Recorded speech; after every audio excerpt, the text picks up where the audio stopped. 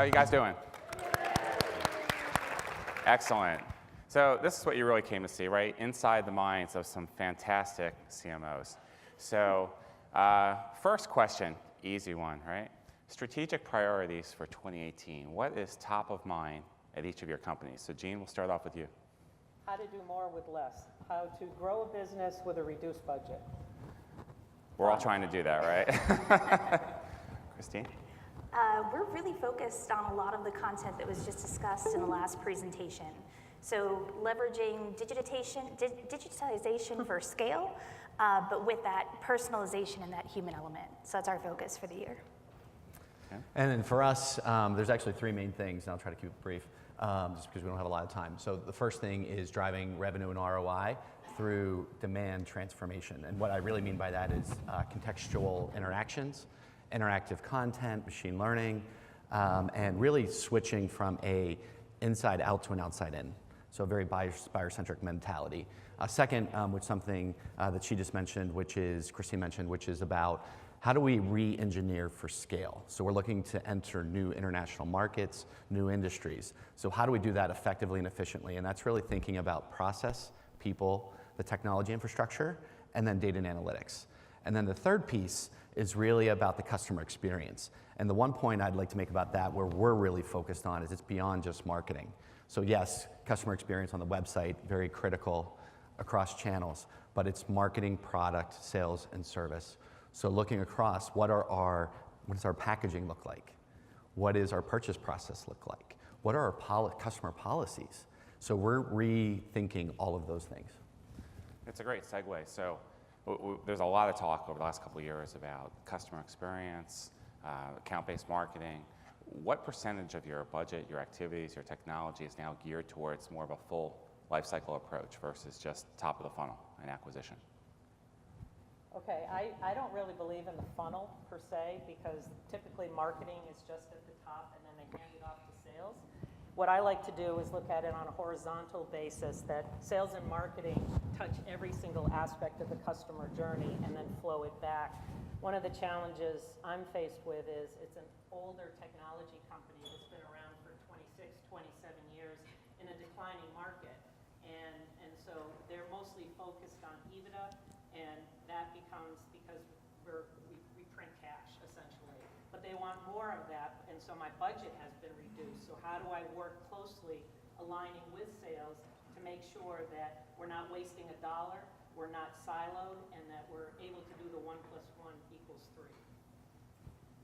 So Bottomline is a little bit unique in that we have 5 distinct lines of business, and each of those lines of business operates very differently. So we have some businesses that are like the Lego business example, where they're high transaction, low dollar value, mass scale, and that needs a whole set of marketing techniques and tactics associated with it. And then we have the really high-end tier 1 part of our business, which is literally 60 banks.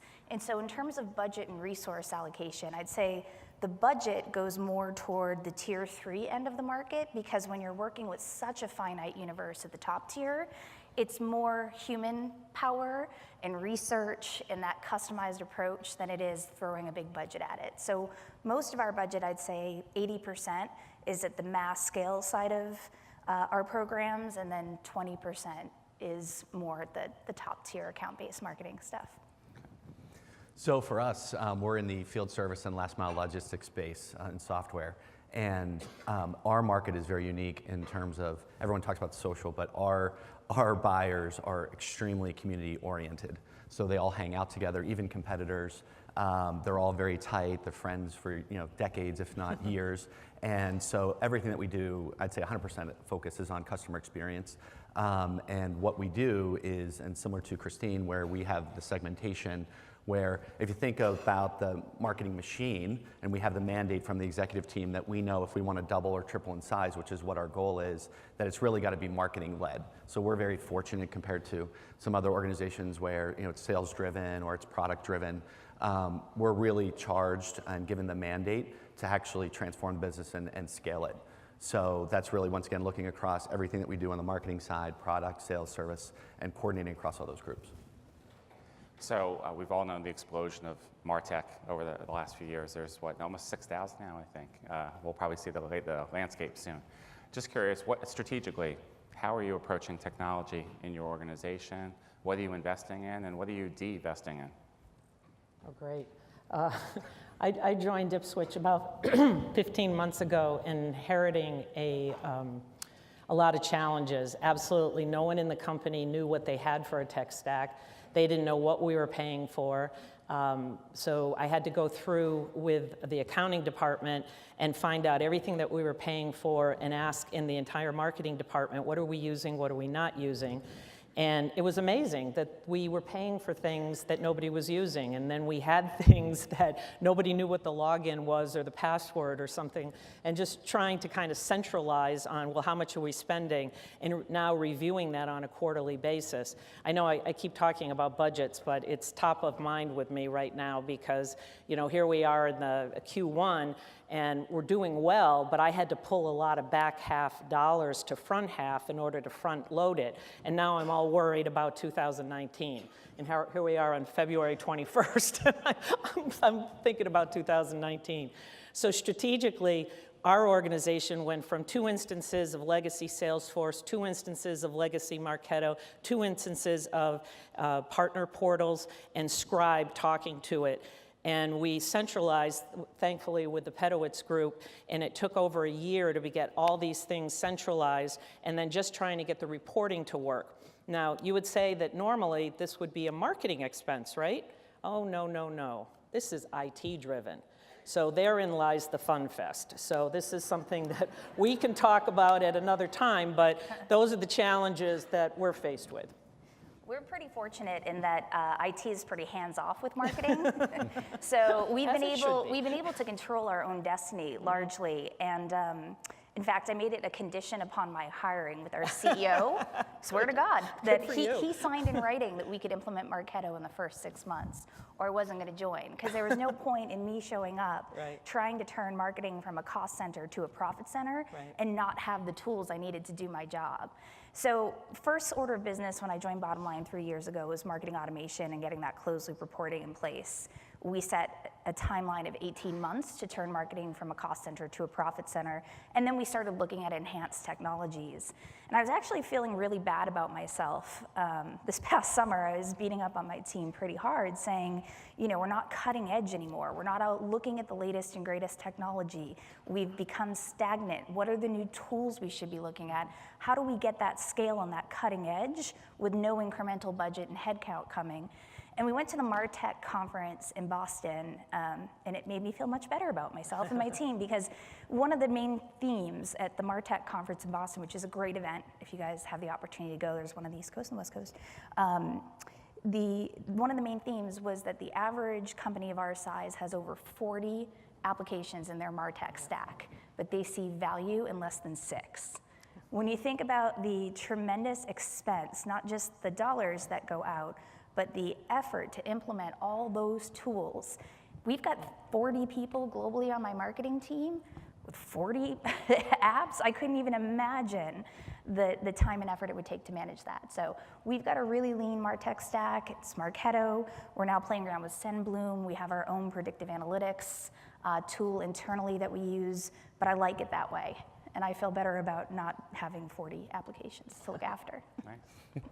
So I've been in the company about 8 months, and we had some fundamental things in place like Marketo and Salesforce, though we weren't very mature in the way that we were using them. So it's still a lot of manual processes. So as we built up the plan for not just this coming year, but the next 5 years, we started looking and saying, okay, well, let's fix the fundamentals and really let's take it to the next level. There's so many different things that we could be taking advantage of. So the first thing is we're going from a static site to a personalized CMS system. So we're just in the final stages of that. So that's going to be fundamental, and that's going to change a lot of things. One thing that we do that's going to help us from a content and a channel strategy perspective is a company called Synthesio, which does media monitoring and integrates with Marketo and Salesforce, and it actually builds profiles. So even from a B2B perspective, you know, okay, well, my typical buyer at these particular accounts, this is what their demographic is, this is where they go for information, this is what they talk about, all of that, and it's built in, and you can actually load those lists into Marketo and Salesforce. So that's the second thing. Everything that we do, by the way, is integrated in approach, so to avoid some of those things where you have a disconnected experience. The third thing that we're looking at is project management software. So we're implementing that, and that's really critical for us because we not only sell software, but we actually have an agency where we actually market on our clients' behalf. So we actually have an internal agency, so we have to keep track of hours and things like that, so it's very important from a collaboration perspective to have that in place. Once again, it integrates with Salesforce, so we were implementing that. A third thing is machine learning.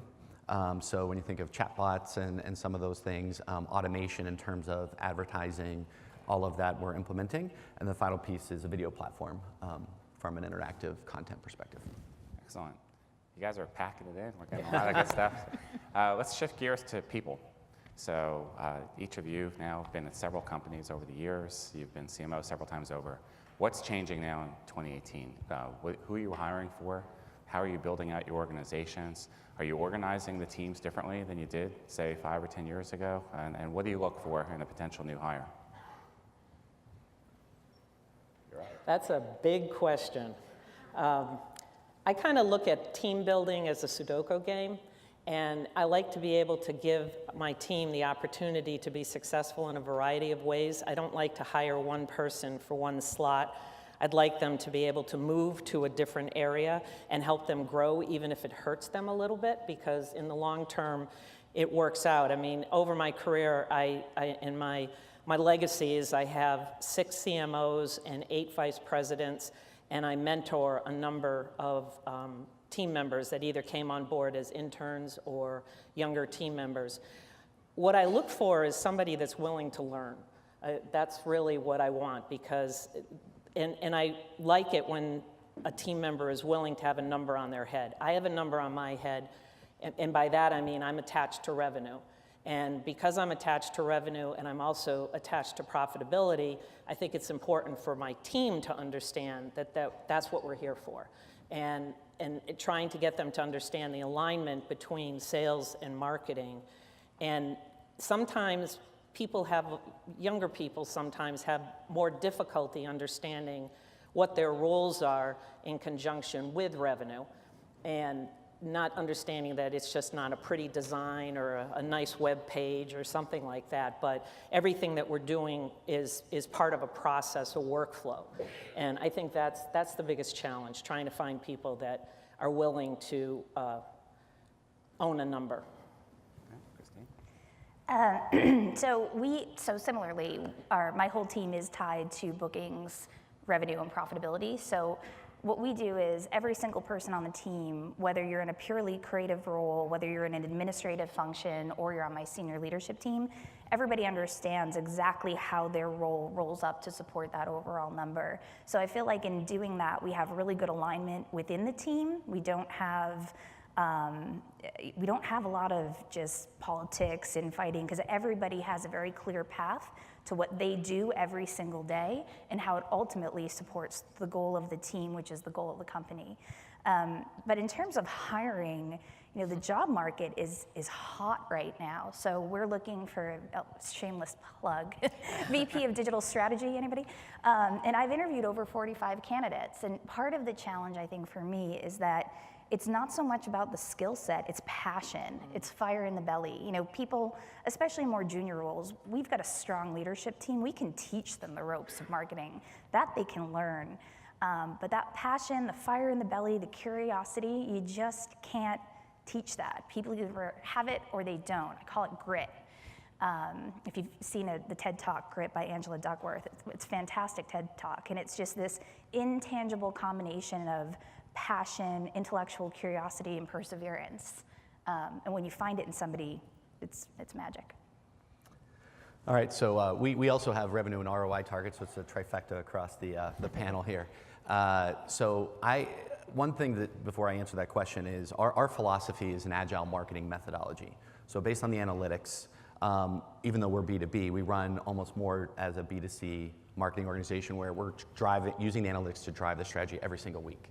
So what that requires is a very democratized process. So I look for 3 key things, and I think it's very different now than much different than even 5 years ago or 3 years ago. So I look for marketing athletes. And that's where every single person in the department, I don't care if you're in communications or you're in solutions marketing or demand gen, operations, there's really three things that you need to have. One is content, and the ability to produce content. And no matter what your role is, even our dev team is expected to be able to talk about in some way or communicate in some way about technology, analytics, and to be able to use that for data-driven decision making. And then the third piece is the technology aspect and being very comfortable in using different types of technology across the board. So even somebody in solutions marketing, they're in Marketo. We have multiple people in Marketo who are getting certified. When we look at Synthesio, that tool that I talked about earlier, every single person in the team has access to that tool and is using that tool in their day-to-day. So if you can't do those three things, and as we're recruiting in, it's really changed and raised the bar in terms of the type of caliber of individuals we're looking for. So just curious, show of hands, how many of you are accountable for revenue? That's awesome. That's awesome. That's great. That's about 77%. Yeah. Okay. We're going to ask the same question again next year, but it's going to go up even more. So one thing that you want to stop doing in your team and one thing that you want to start doing. Well, that's a trick question, Jeff. You did. One thing I wanted, you got something, Christine? Oh. Maybe Ken does. Let's start with Ken. Oh. Reverse order. Reverse it, okay. Reverse order, all right. So I would say the one thing that we need to stop doing, and this is something that I just see as a bad habit in general, and when I came into the company, and in prior stops too, it's not activity-based, it's about impact. So in your roles, thinking strategically about every single day, what's important now? What is the priority? And really thinking through. So I think that's the thing that we would stop doing in terms of just, it's not about like, okay, you're busy, busy, busy. I don't care how busy you are per se in terms of output. It's about what is the impact. So I think it's just shift in mindset for the team in being proactive and strategic versus reactive. So I think that's a stop. A start would be thinking more holistically, and I talked about operational focus, and that's one thing that I'm looking for from the team is what are you doing within your particular role, and then what impact across all of marketing is that having? What impact across sales and service and product should you be thinking about as you implement this strategy? So if you're not thinking about that, then we're not going to get that impact that we're looking for. So in terms of what would we stop doing, we analyze our results and KPIs pretty much consistently on a very, very regular basis. So if we see something that's not performing the way we expect it to, we either tweak it or we stop it and we adjust and optimize. So there really isn't anything that I can think of that as a marketing department we are doing that I'd say just categorically, let's stop that, because it's a constant feeding and caring cycle. In terms of what I'd like to see us start doing, and this is part of the digital transformation, everybody on the team needs to be a digital expert. Everybody on our team needs to embrace SEO, SEM, understand how to create content for voice search, as an example. And so as a team, a big shift for us is to have everybody become that digital expert. So everybody needs to start acting like that. Okay. So back to me again. And I guess, Jeff, I'm going to take this on a personal level. We went through a huge organizational restructure, which has been a little unsettling. In Q4, after missing 4 revenue quarters and EBITDA quarters in a row, the founder of the company, who is 100% owner, 26 years, the whole thing, came into one of our executive team meetings, and I'd never met the man. I mean, I'd been there for almost a year, and I didn't even know who he was, essentially. And this was this guy sitting at the end of the table, and he said, I've let the CEO go, I've let the chief revenue officer go, I've let the head of EMEA sales go, I've let the head of North American sales, and I'm just sitting there going, oh my God. Are you the only one left? No, well, it was like all revenue related, which made perfect sense, but you're just kind of sitting there going, okay, well, I did not see this coming, and what does this mean to me? And so the organization, Q4, in addition to all these integrations of the various technology platforms, you're just trying to find your footing. You kind of feel like you're in the ocean a little bit and the tide's going out, and are you getting caught by a riptide? And so we had a new CFO had come on board in July, and so Roger, the founder, named him the interim CEO. Nice guy, great guy, everything. And so, okay, this guy's been here for a couple of months, and so you got to spend all this time kind of educating him about the business. And then on Thursday of this past week, Roger came in again to another executive. Mind you, we've had 3 board meetings in 3 months, and Roger came in and said, well, Kevin's not going to be the CEO now. Now it's going to be Michael. And Michael is in charge of sales. Another nice guy, but you're like, okay, now he's not my peer, now he's my boss. And so on a personal level, I'm notorious for eyeball rolling. And my dad's birthday is today, by the way, and I think of him often. You know, it's his birthday, and I'm going to call him later. And when I was a kid, every time that I would eyeball roll, which I did frequently, and when you're 12, it's one thing, and your father can get very furious with you. But when you're 42 or 52 or something and you're eyeball rolling in an executive meeting, you're just trying to figure out what are the next steps. So what will I stop doing? I'll invoke my father and stop eyeball rolling. And because I just don't know what the next thing's going to be. It's like, what's the next big surprise? Because if it's a surprise to me, it's a surprise to the team. It's a surprise to the entire organization. And I get a lot of calls from people going, what does this mean? I'm like, you know, darned if I know. So the thing I'm going to start doing is being very, I am a natural cheerleader. I was a high school cheerleader, only because my voice carries for miles and miles, but not because I'm petite at all. And I'm going to just be more positive. That's what I'm going to start doing, Jeff. I'm just going to try to stop eyeball rolling and be more positive. All right, let's give it up for Jeanne. Right. All right, let's go. So show of hands, so how many of you are CMO, VP of Marketing, executive? Okay, how many of you want to be? Maybe not so much after this story. So I'm curious, what advice would you give people that want to move up into the executive ranks? So lessons learned as executives, what words of wisdom would you impart to this crowd? Mr. Ken, we'll start with you. Again? Drew the short straw. Well, number one, I think it's really about determination in that, there's been, I'm a firm believer that you learn from your mistakes, and the only way that you're gonna get ahead, and I always preach this to my team, is if you're not testing and you're not trying new things and failing, then you're not learning, you're not growing, you're not helping us. And so I think there's been many situations where you try things and this initiative fails, this one does great, but I always think of an investment portfolio, so you've got your portfolio of investments, some are gonna do great, some are gonna be some losers, and then you're gonna have some that are okay, but as long as your winners outperform your losers, you're okay. And so it's really about taking calculated risks. So I think that's the first thing. I think also having courage, and not being afraid to get out of your comfort zone, moving from function to function. I mean, there were cases where somebody, when I was at IBM, for example, I was in product marketing, and somebody came to me and said, Ken, we really need somebody to lead digital, and we're starting this new partner program. And so I said to her, well, I haven't really done it before. And she said, well, I know you can do it. You have an information systems and a marketing background. And she took a chance on me and believed in me. And so, but I took that chance. And sure enough, she was right. And I was able to do it and do it successfully. So I think that's really the second thing. And I think the third thing is rely on your network. And being at an event like this is obviously great. A lot of people know each other. Jeff and I have talked before. And so I think when I say that, it's really about people helping you grow and mentor you. And so looking for somebody more senior or outside your business who can help you grow your skill set. I would say the most important thing to remember every single day is be a business person first and a marketer second. And what I mean by that is, yes, we all have to have the skills to develop great content and understand digital channels and understand buyer personas and understand closed loop ROI. That's kind of core to the job.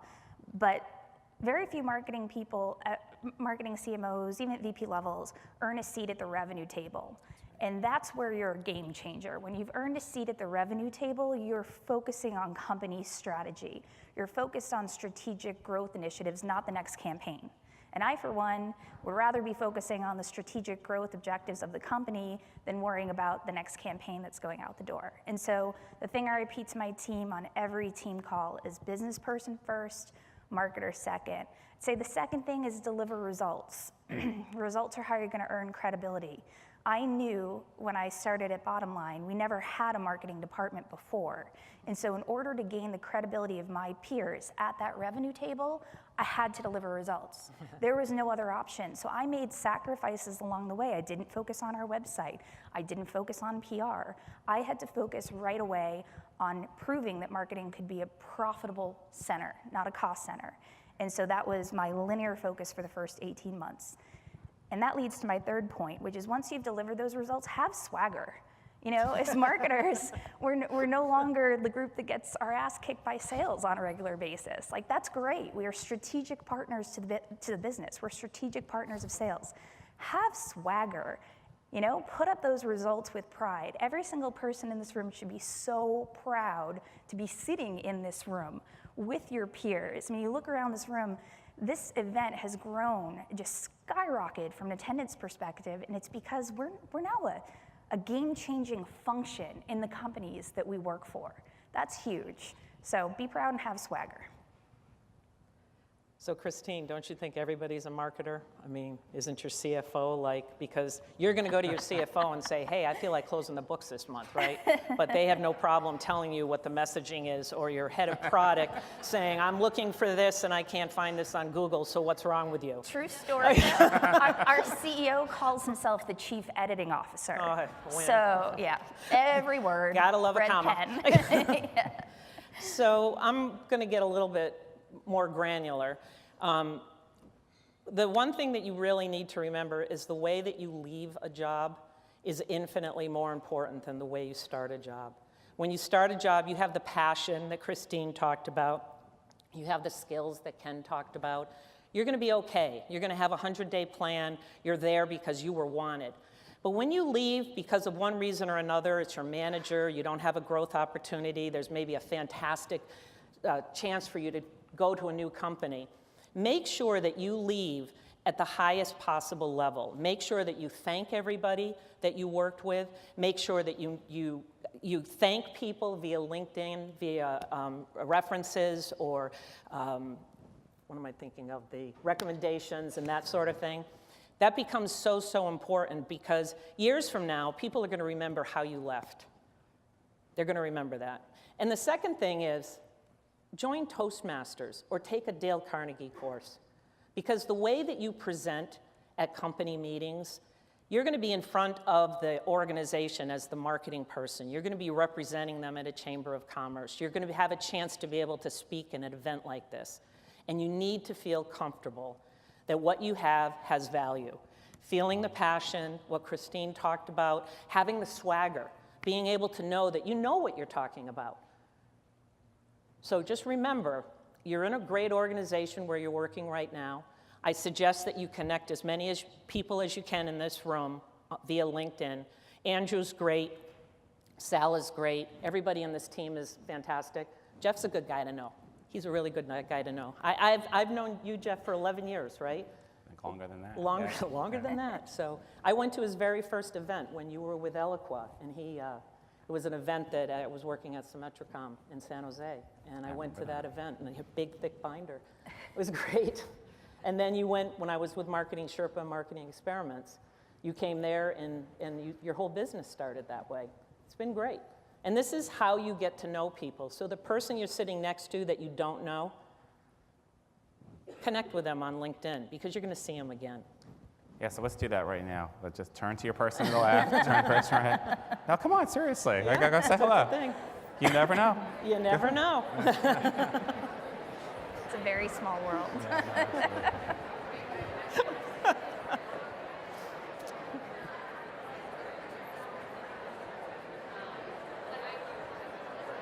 Okay, good. Time's up. You're like the school teacher, but ring a bell. Probably didn't think that one all the way through. Andrew! All right, okay. See, now you guys can continue this in the networking break. You've now all met 2 new friends. All right, so we have 30 seconds left. Closing thoughts. Ken. No, I would actually echo what Christine says in terms of the passion and really talk about going forward. We are at the cusp of, I think, is going to be just a fundamental change in marketing in terms of our ability to make an impact operationally on the business. The statistics are showing it. Marketers, CMOs are now moving into GM roles as their next step, or CEO roles. And I think if you look at things from a business perspective and driving impact, and really think more holistically about what you're doing every day and how you can transform the customer experience, try to drive revenue, improve profitability, we're on an exciting journey over the next decade for sure.